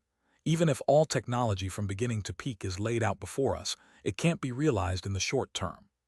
The higher you climb on the technology tree, the more complex and intertwined it becomes, requiring every step to be digested, understood, applied, before moving to the next stage. The whole process hardly has any shortcuts. Therefore, even if Shen Shi provides technical support, it can't propel them to leap forward. It can only accelerate the process from a jog to boarding a race car. But even acceleration is something every scientist and humanity as a whole would dream of. A related scientist spoke to Tao Du last night, saying if all listed technologies could be met, human civilization would enter an unprecedented tech explosion period. If research costs could ensure investment additionally, they're confident of advancing the technology level to what would have been 100 years later, within 10 years. That's a tenfold speed-up. Even Tauda, who is not a scientist, gets involuntarily excited imagining that scenario. So of course, he couldn't help but feel tense. Even when Hejai and Song Yao gradually realized the significance of the list, becoming tense as they watched Shen Shi flipping through it. The atmosphere on site became incredibly quiet. It wasn't until Shen Shi finished the last page and closed it, raising his gaze to look at them. Sigh. A faint sigh caused everyone's hearts to sink deeply. No one dared to speak. The gap is indeed enormous, Shen Shi finally spoke.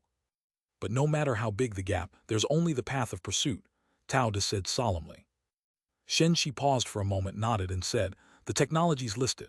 Saying they're hard to acquire wouldn't be accurate, but they might differ from your original expectations. Please explain, sir. Tao De immediately focused his attention.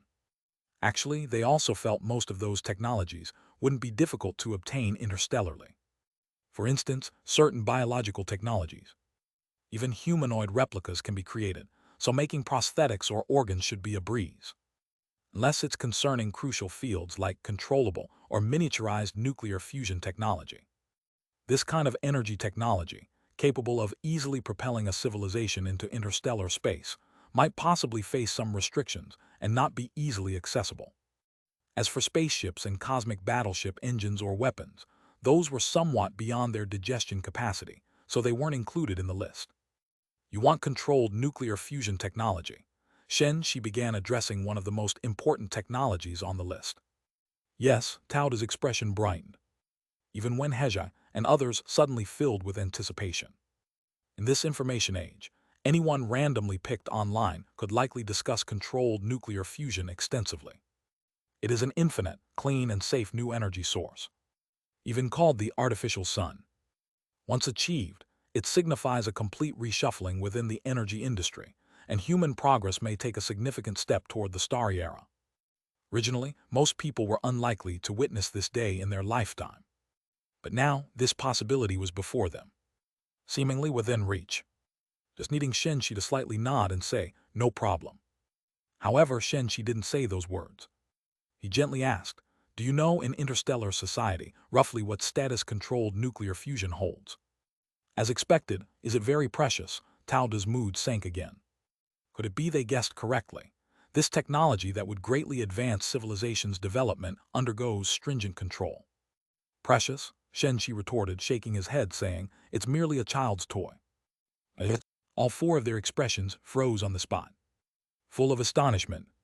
Child's toy. This was controlled nuclear fusion. It's infinite energy. It's the artificial sun. It's technology capable of propelling a civilization into the cosmos. Indeed, not to mention them. Shen Shi was equally shocked. Upon opening the list, he used a personal terminal interface that only he could see, connected to the information library on the spaceship, searching for the related technology. The result, most of the technology was not only found, but found to be evidently more advanced than what's written here. Understand, he only has the most fundamental, even basic free public information library backup from human civilization 3,000 years later. Chapter 64, I have it on my spaceship. Facing this situation, Shen Shi didn't know whether he should be happy. He could indeed drive the rapid development of human technology. And it wouldn't even require much effort. Just some technologies that have no value in the future world are already enough to sustain modern humans for a long time. However, behind this ease lies a huge gap between the two. Like searching for primitive steelmaking and salt production methods on today's internet.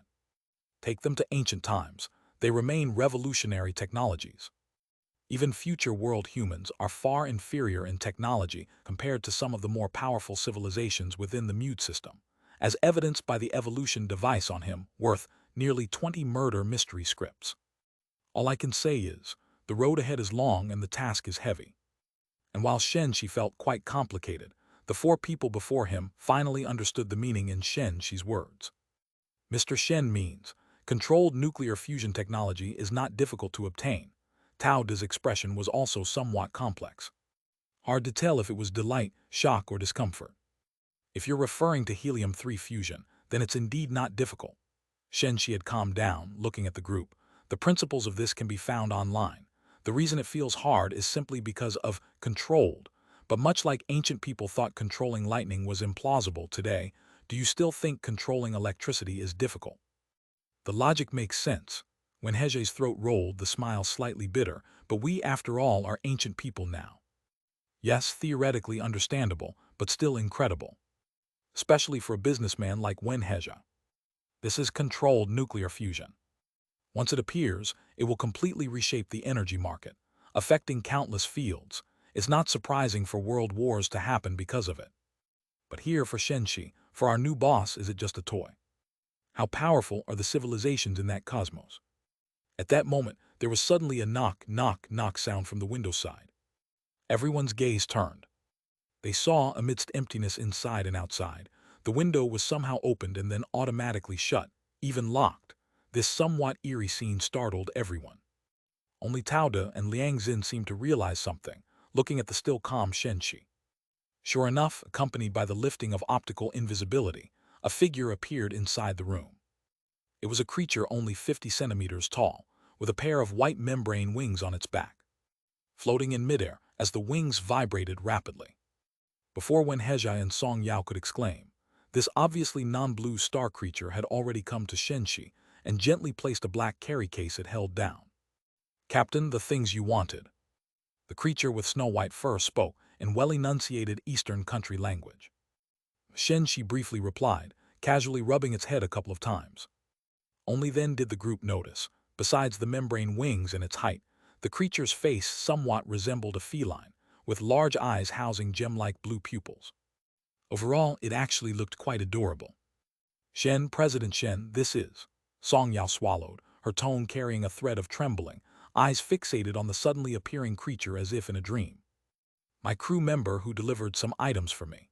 Shen Shi explained simply, then looked at Song Yao with a slight frown. "You need to strengthen your mental fortitude. Since you already know I come from the interstellar, isn't having alien subordinates normal?" Although Shen Shi's own mental fortitude wasn't particularly strong before, it didn't stop him from having high demands for his subordinates. Fortunately, Song Yao was merely constrained by past worldviews, stunned at seeing an alien creature for the first time. She quickly adjusted herself. Returning to her initial mature posture, she responded seriously to Shen Shi. "Understood, President Shen." At this moment, she started to truly realize that to work alongside Shen Shi, she must have a big heart. What's an alien? They'll be colleagues eventually. Damn, I haven't worked with aliens before. Song Yao forcibly suppressed her inner urge to scream, outwardly maintaining composure, even giving a standard smile to the cat-bird-like alien creature. And then she saw the alien return a smile.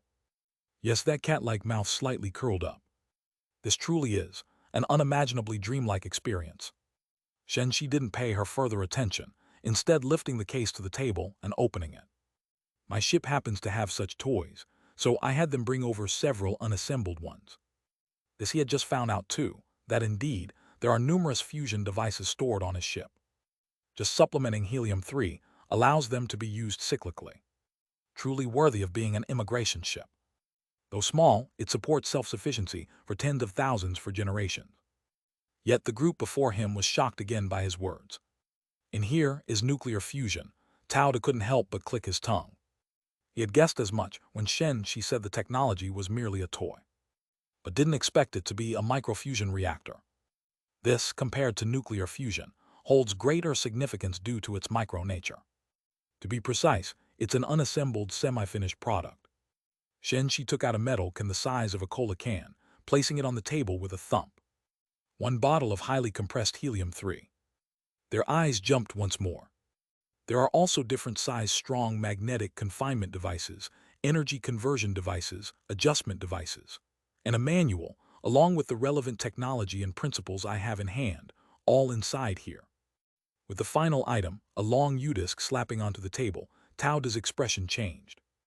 No matter how outdated this technology or device might be in the interstellar, at least at this moment, it can greatly advance human society. And it's right here, from samples to technology, within reach. Tao De adjusted his mood and stance, addressing Shen Shi solemnly. "Mr. Shen's contribution to human civilization is unmatched throughout history." This praise at such a moment addressed to Shen Shi is akin to stating a fact. Yet Shen Shi's aura subtly changed at this point. Chapter 65. Chapter 65. The enormous change ahead. Let's not rush into praise. Shen Shi placed one hand on the box and looked at Tao De, saying, "This should be the first time I've brought you technology. It can be anticipated that there will be countless times like this in the future, so it's best to set some protocols now." Tao De was taken aback. But as he looked at Shen Shi, he quickly realized Shen Shi's attitude. Because at this moment, Shen Shi was just as he had appeared on the spaceship that day. Calm and indifferent. This was the working state. Tao De seemed to have suddenly gained an understanding. Why did Shen Shi voluntarily propose to have the company registered in the Eastern country? He abides by the order and rules of Blue Star, so they must also adhere to their own order and rules. "Please speak, sir." Tao De took a deep breath and said earnestly. Honestly, they had considered this possibility. They even had some proposals that might satisfy both parties. But ultimately, whether Shen Shi would be satisfied was not up to them to decide. It was up to Shen Shi. Especially given the current situation, Shen Shi's will was evidently of paramount importance. "Rest assured." Shen Shi's tone remained calm. "I've already told you, such technology is commonplace in the interstellar, so I'm not planning to raise the price unreasonably, nor exploit humanity, much less am I capable of deriving any gain with the current strength of human civilization." Upon hearing this, Tao De was indeed somewhat relieved. This actually aligned with their views on Shen Shi's character.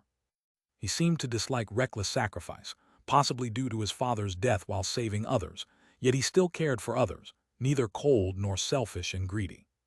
Tao De's mind was filled with many thoughts, but he listened more intently to Shen Shi's words. "However, the fact that you currently can't provide anything for me doesn't mean you never will."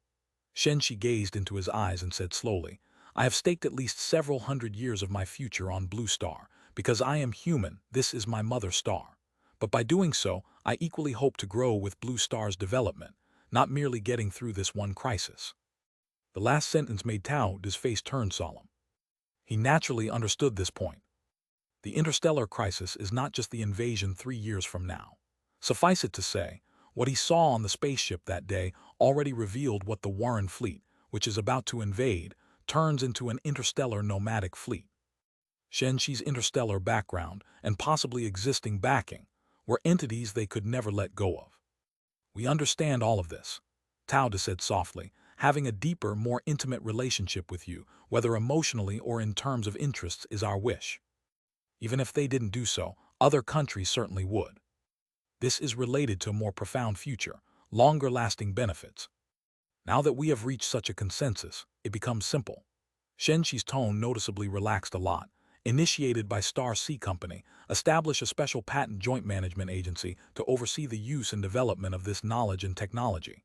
First, to coordinate the distribution of interests and avoid internal conflict, and second, to prevent some dangerous technologies from spreading out." He pats the box in front of him again. "Although this thing is akin to a toy in the interstellar context, but if it detonates, you can imagine the results." "Exactly." Tao De's eyes brightened. He had grasped Shen Shi's meaning. This actually coincided with one of their proposals. He nodded and said, "I will report on this plan immediately upon my return, but there shouldn't be any issues. This is undoubtedly a plan that can satisfy all parties, even deepening the connection between Shen Shi and civilization. In that case, take these things back with you as well." Shen Shi removed his hand from the box and glanced at the list on the table. "I'll try my best to collect the remaining technology." "All right, then I'll leave it to you, sir." Tao De looked at the box on the table, knowing that today's encounter was almost at an end. And indeed, that was the case. After carefully placing the items back into the box, Tao De bid farewell to Shen Shi, carrying the box away. He even made a call before reaching the door, indicating he might arrange for an armed escort. When Hezha and Song Yao too witnessed this scene, they were keenly aware that they had just witnessed a significant turning point in the fate of humanity. It was apparent that what Tao De learned today, plus the box he took back, would surely trigger a massive wave. Yet such a wave was just the effortless result of this man's mere lifting of a hand. Bigger waves were yet to come. Shen Shi at this moment sat at the dining table without speaking, seemingly contemplating. Moments later, he looked at Wen Hezhai and Song Yao and slowly said, "You've all heard about the alien fleet invasion 3 years from now. This is currently the most important matter for our company and even for all humanity. Everything else, including the technologies just mentioned, is secondary. Therefore, the primary task for the company from now on is to establish defense structures. I can first tell you that this is an enormous project. Wen Hezhai and Song Yao listened with utmost seriousness. From Shen Shi's plain description, they could feel the epic sense of the curtain being raised. It was a transformation surpassing the reality of human civilization, fast approaching. Given the scale of this project, it will be impossible to conceal it from the public.